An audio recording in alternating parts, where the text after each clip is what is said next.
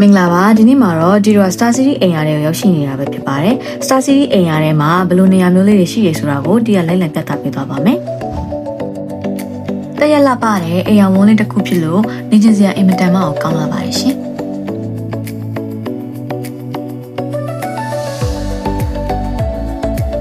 ဒါကတော့အိမ်ရဝန်းထဲမှာရှိတဲ့ယူမပန်ပဲဖြစ်ပါတယ်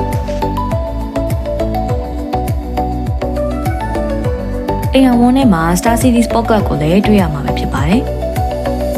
ဒါကတော့ Star City ကိုလိုပဲဖြစ်ပါတယ်။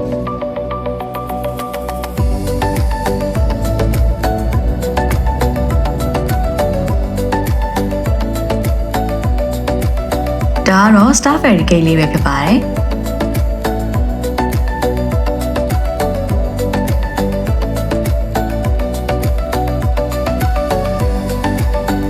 City Mart Supermarket လိုမျိုးနေ့စဉ်လူမှုဘဝကိုလွယ်ကူစေမဲ့စိုက်ကားပေါင်းများစွာကလည်း Star City အိမ်ရဝန်းထဲမှာရှိနေပါတယ်။